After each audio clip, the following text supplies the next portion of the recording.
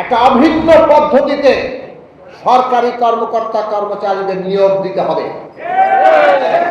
কর্মকর্তারা অনেক বড় শতাংশে তাদের বেতন বৃদ্ধি হবে, কর্মচারীদের বেতন অনেক কম শতাংশে হবে। এইটা চলবে না।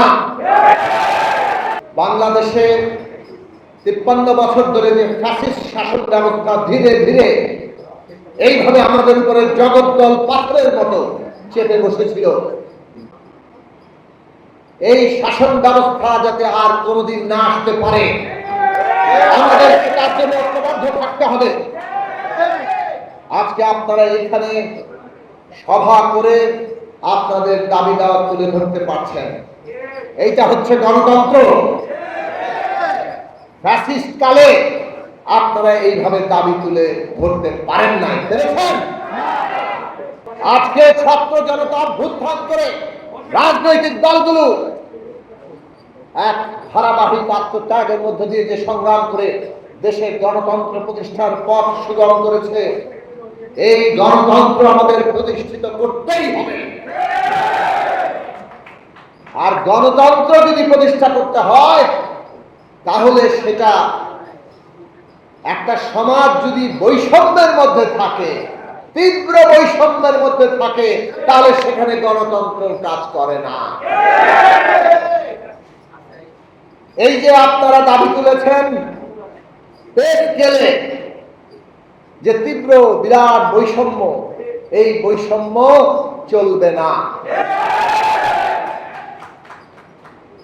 কর্মকর্তারা অনেক বড় শতাংশে তাদের বেতন বৃদ্ধি হবে, কর্মচারীদের বেতন অনেক কম শতাংশে হবে। এইটা চলবে না। সবাইকে খেয়ে পরে বাঁচতে হয়, সবারই পরিবার আছে।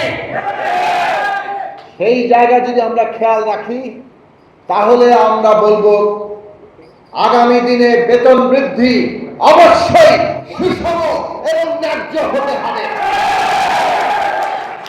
একটা অভিন্ন পদ্ধতিতে সরকারি কর্মকর্তা কর্মচারীদের নিয়োগ দিতে হবে।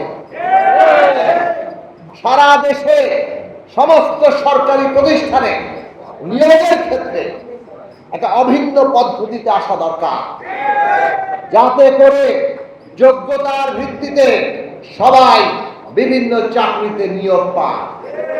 ঘুষ, তদবির, নিজের লোক নিয়ে নাও, এইভাবে তারা একটা চরম নৈরাজ্য দুর্নীতির আখড়া তৈরি করেছে। পুরো প্রশাসন, রাষ্ট্রীয় প্রতিষ্ঠান যাতে দক্ষতা এবং কার্যকারিতার সাথে কাজ করতে পারে তার জন্য উদ্যোগ গ্রহণ করেন। এবং তার একটা ব্যবস্থা হচ্ছে সত্যিকার যা দাবি আছে, সত্যিকার যা অসন্তোষ আছে, সেগুলোকে আপনাদের অবশ্যই মেটাতে হবে, সেগুলোকে আপনাদের শুনতে হবে এবং সেই সব বিষয়ে কার্যকর পদক্ষেপ নিতে হবে। আমরা বাংলাদেশের জনগণের বৃহত্তর যে স্বার্থ, সেই অনুযায়ী রাষ্ট্রকে সাজাতে চাই, রাষ্ট্রের নীতিকে সাজাতে চাই। আসুন ঐক্যবদ্ধ হই, এমন ভাবে জনগণকে ঐক্যবদ্ধ করি, এমন ভাবে রাষ্ট্র ব্যবস্থার গণতান্ত্রিক রূপান্তর সংস্কার করি, এমন ভাবে ভবিষ্যতের সরকার গঠনের প্রস্তুতি নেই যাতে সেই সরকার আপনাদের দাবি মানতে বাধ্য থাকে। সেই আশা আপনাদের কাছে আছে।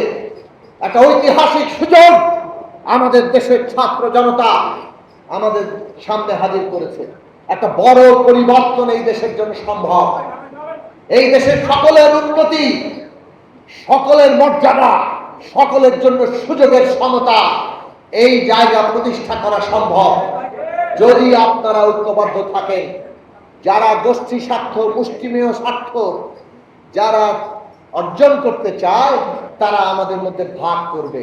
আমরা যদি ঐক্যবদ্ধ থাকি তাহলে বাংলাদেশ সকলের উন্নতির বাংলাদেশ, সকলের জন্য সুযোগের সমতার বাংলাদেশ, বৈষম্যহীন বাংলাদেশ, এইটা বাস্তবায়ন করা সম্ভব হবে।